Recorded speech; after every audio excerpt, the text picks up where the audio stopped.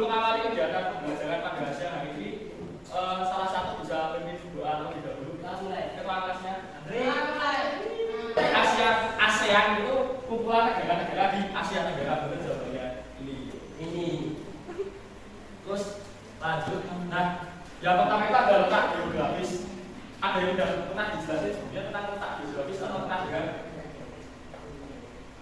Ada yang pernah dengar letak geografis? Caca? Nadia? Uni Soviet itu kan negaranya kan. Letak geografis itu adalah posisi negara Indonesia dengan tragedi secara nyata dan menampakkan alam secara langsung. Jadi letak geografis itu menekankan fenomena alam bukan adalah alam yang molekuler. Misalkan ini loh, batasan negara Indonesia yang diatur oleh 2 benua dan 2 samudra gitu. Nah, itu namanya letak geografis. Jadi kalau di Indonesia itu letak geografisnya itu ya ini kan negara Indonesia di sini. Nah, letak geografis Indonesia itu kan di antara 2 samudra apa yang sini? Pasifik. Ya, Pasifik yang sini kalau yang sini samudra.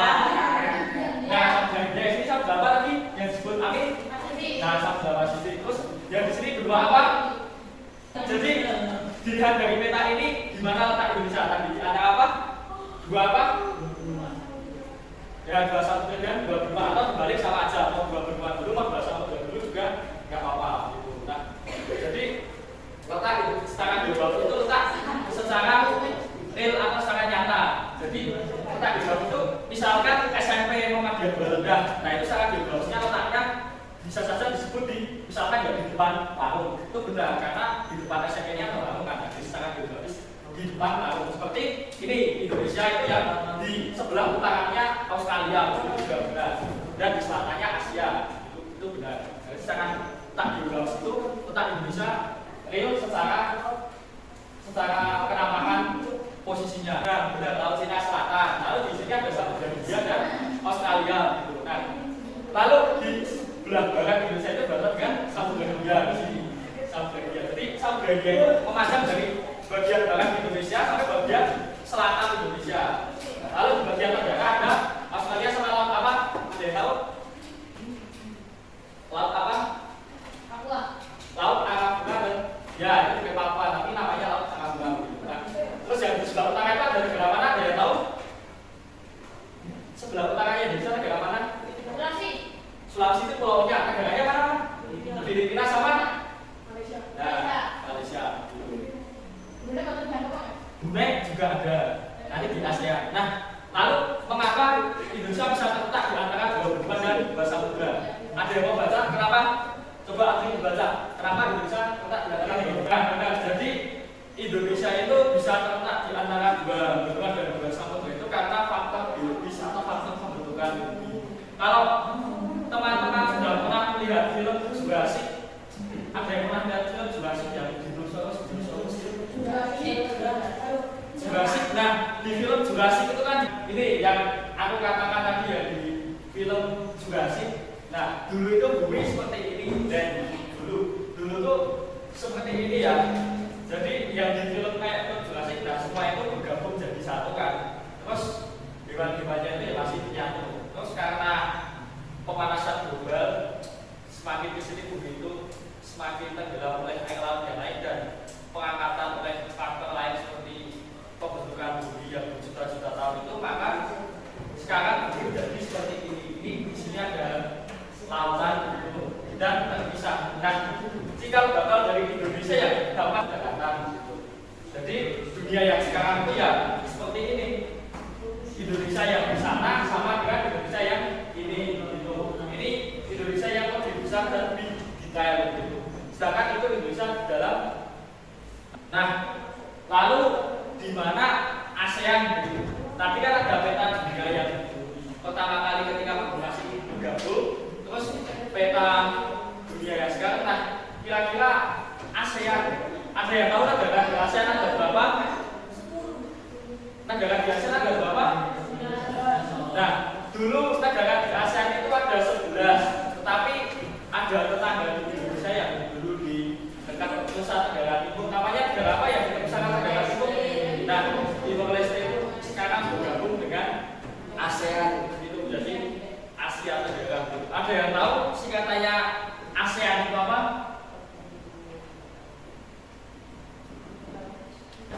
ASEAN.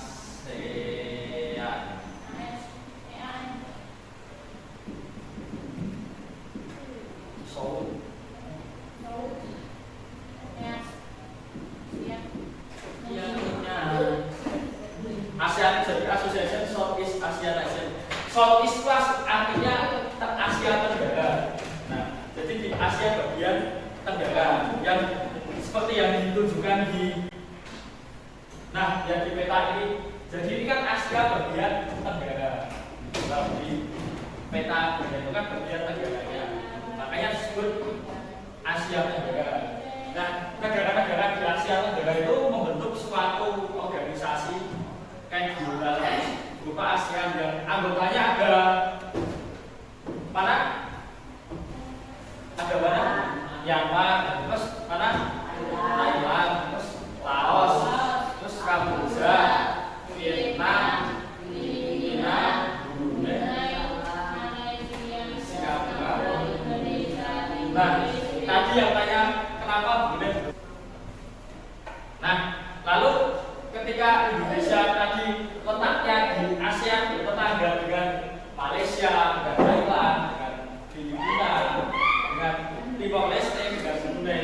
Lalu semua itu ada dampaknya. Nah, secara ekonomi, dampak Indonesia atas letak geografisnya di Asia itu yang pertama adalah pernah dengar belum kalau Indonesia dilalui tadi yang silang tadi, posisi silang. Nah itu kan posisi silang itu kan otomatis ada musim pakan begitu kan. Nah, Indonesia dilalui oleh lalu lintas perdagangan, baik laut itu pakai apa kalau perdagangan?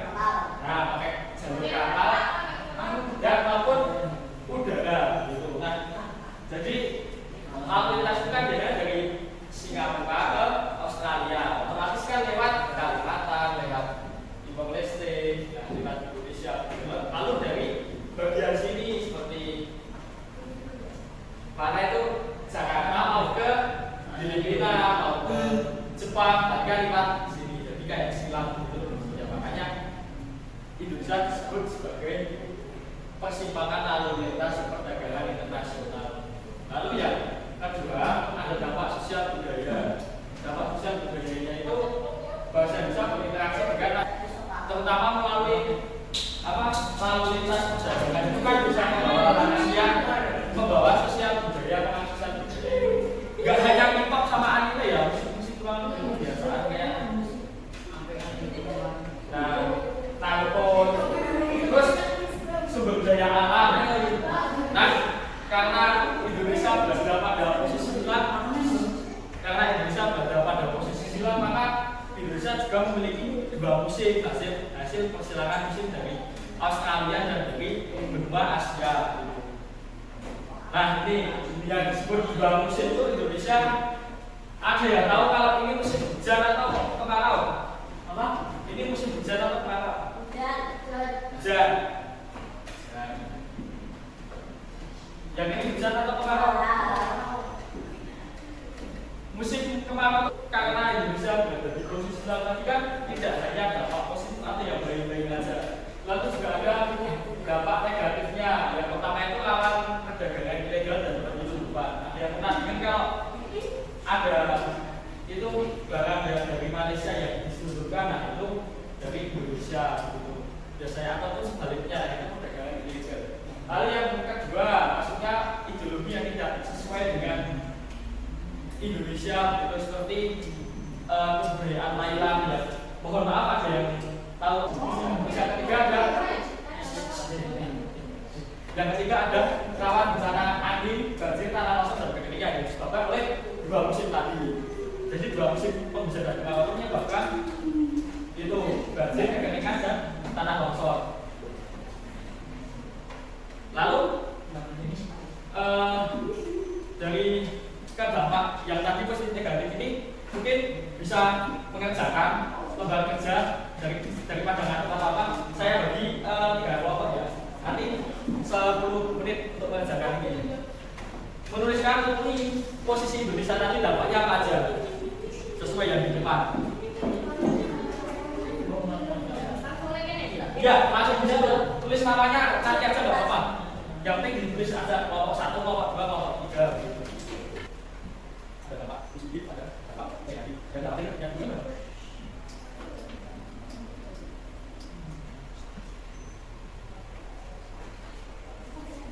Iya. Enggak dia negatif juga sih, ada 3. Positif semuanya seperti yang apa? Boleh.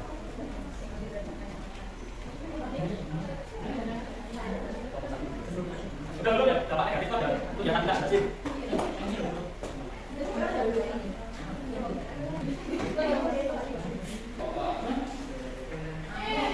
Ayo ada yang sudah selesai sama si masalah tadi bacakan.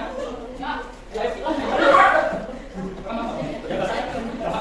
Ini bahasa. Yang lain baca ya. Anak kalau membacakan apa sudah negatif.